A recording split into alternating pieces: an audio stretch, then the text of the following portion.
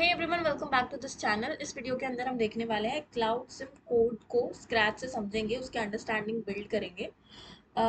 सबसे पहले ये बताना चाहूँगी कि ये जो कोड है वो कर क्या रहा है, ये जो प्रोग्राम है करता क्या है एक्चुअल में। यूज़र्स जो होते हैं, जो भी यूज़र्स होते हैं उनके पास कुछ स्पेसिफिक टास्क होते हैं। ठीक है, कोई भी वेबसाइट हो गया या कुछ भी हो गया, मतलब कोई भी काम जो वो परफॉर्म करवाना चाहते हैं। अब उन काम को परफॉर्म करने के लिए हमें बेसिकली किन लोगों की ज़रूरत होती है? हमें ज़रूरत होती है क्लाउड सर्विस प्रोवाइडर्स की। अब क्लाउड सर्विस प्रोवाइडर्स क्या करते हैं?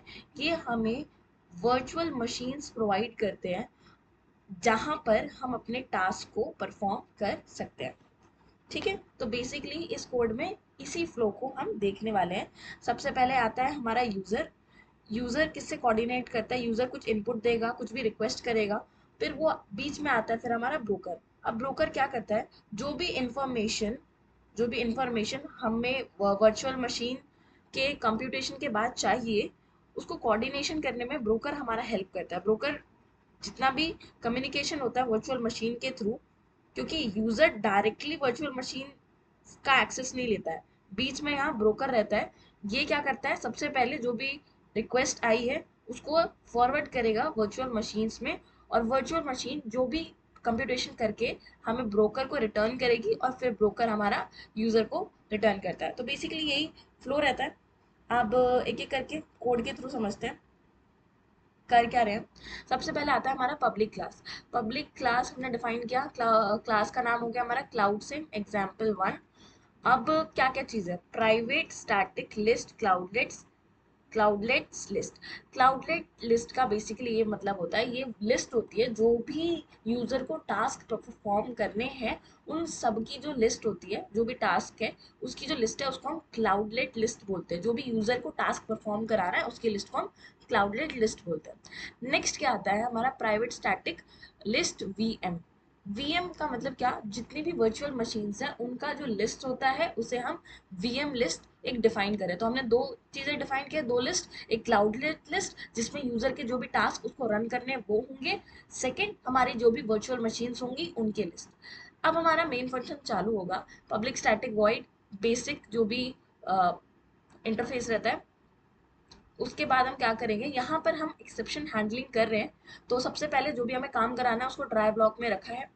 रखने के बाद सबसे पहले हमें क्या करना होगा? हमें इनिशियलाइज करना होगा अपने क्लाउड सिम को, सबसे पहला काम। तो इनिशियलाइज कैसे करेंगे? सबसे पहले डिफाइन करो नंबर ऑफ यूजर्स कितने हैं, नंबर ऑफ यूजर। अब ये जो टास्क है, मतलब जो भी ये जब स्टार्ट होगा, कब ये स्टिमुलेशन स्टार्ट होने वाला है, उसका जो टाइम है उसको तुम कैलेंडर से लेके आओ और ट्रेस करो फ्लैग को, मतलब अभी तक कोई भी इवेंट परफॉर्म हुआ है या नहीं उसको ट्रैक करने के लिए हम इसको एक वेरिएबल बनाकर रख रहे हैं। तो क्लाउड सिम को इनिशिएट करने के लिए सबसे पहले हमने नंबर ऑफ यूजर्स पास कर दिए, फिर जब स्टिमुलेशन स्टार्ट हुआ है वो पास कर दिया टाइम, और अभी तक क्या क्या इवेंट हुआ है, अभी तो कुछ हुआ नहीं है तो इसलिए हम फॉल्स भेज रहे हैं। ठीक है, उसके बाद नेक्स्ट स्टेप आता है हमारा क्रिएटिंग द डेटा सेंटर। अब डेटा सेंटर क्यों बना रहे हैं? जो भी कंप्यूटेशन होगा वो डेटा सेंटर पे ही तो हो सकता है। हार्डवेयर तो हमें कहीं ना कहीं रिक्वायरमेंट है ना, जब भी हम कुछ भी कंप्यूटेशन करते हैं ऐसे तो नहीं हो जाएगा। तो इसीलिए हमें डेटा सेंटर क्रिएट करना पड़ेगा। तो हमने डेटा सेंटर क्रिएट किया, जहां पर कैसे क्रिएट किया है देखो। डेटा सेंटर क्या नाम है? जीरो। फिर क्रिएट डेटा सेंटर जिसका नाम क्या है? क्लाउड। नेक्स्ट स्टेप में आता है हमारा ब्रोकर। ब्रोकर पता है हमें, हमने अभी उसका डिस्कस किया क्यों जरूरी है ब्रोकर का बनाना, ताकि जो भी स्केड्यूल करना है उसको वर्चुअल मशीन के साथ, जो भी टास्क है वो अच्छे से कर सके। तो हमने ब्रोकर बनाया, एक इनिशियलाइज कर दिया क्रिएट ब्रोकर। फिर इस ब्रोकर को उसे एक आईडी भी तो देनी होगी। तो जो भी ब्रोकर बना है यहाँ पर उसको आईडी देने के लिए हम क्या करेंगे? गेट आईडी, और जो भी आईडी यहाँ से आएगी उसको ब्रोकर आईडी में स्टोर कर देंगे।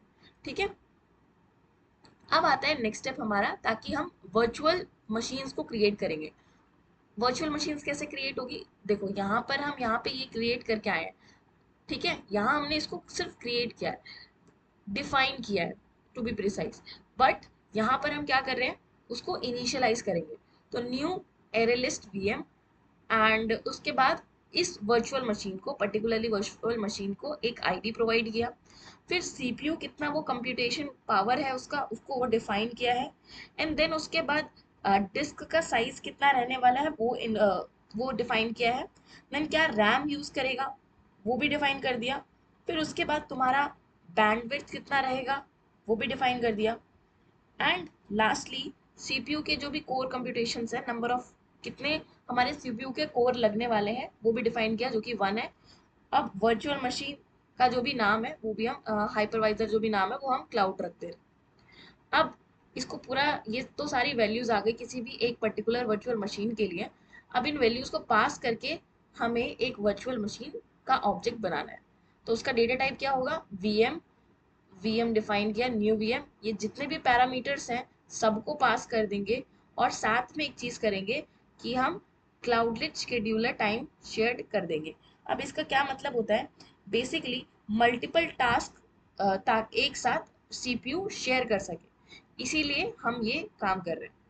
मतलब एक टाइम पे सीपीयू मल्टीपल टास्क को एग्जीक्यूट कर सके, इसीलिए हम इसको वर्चुअल मशीन्स के थ्रू भेज रहे हैं। मतलब इस वर्चुअल मशीन के अंदर इतनी कैपेबिलिटी हो कि वो मल्टीपल टास्क को एक साथ हैंडल कर सके, अच्छे से स्केड्यूल कर सके। अब जब हमारा वर्चुअल मशीन क्रिएट होगा तो उसको हम किस में डाल देंगे, वीएम की लिस्ट में डाल देंगे। और अब जो भी वर्चुअल मशीन का लिस्ट बना है उसको हमें ब्रोकर को देना होगा ना, तो हम ब्रोकर के पास वर्चुअल मशीन जितनी भी है उसकी लिस्ट सेंड हो जाएगी with this line of code. Next अब क्या होगा कि क्लाउडलेट क्रिएट करेंगे। क्लाउडलेट को हमने वहां पे डिफाइन किया था, अब यहाँ पे हम उसको इनिशियलाइज करेंगे। इनिशियलाइज करने के लिए एरे लिस्ट ले लिया। अब क्लाउडलेट के पास कौन कौन से पैरामीटर है, सबसे पहले कि उसकी आईडी। क्लाउडलेट क्या था, हमारा टास्क था, जो भी यूजर बता रहा था क्या करना है उसको, क्या कौन से टास्क परफॉर्म करने।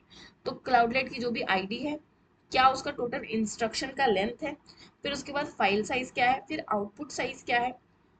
और अब हम क्या कर रहे हैं यहाँ पे, यूटिलाइजेशन यूएम। ये हम क्यों कर रहे हैं, हम ये चाहते हैं कि सीपीयू का जो भी मैक्सिमम यूटिलाइजेशन है वो हो सके।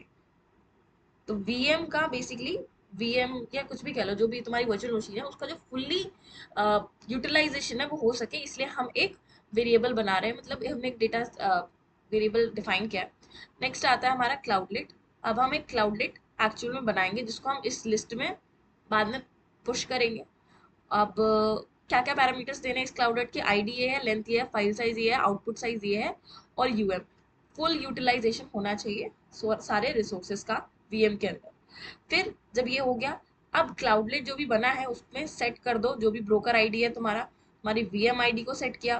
फिर क्लाउड लिस्ट को ऐड कर दिया हमारा फाइनल क्लाउडलेट में। क्लाउड लिस्ट में हमने क्लाउडलेट अपना जो भी टास्क बनाया उसको ऐड कर दिया।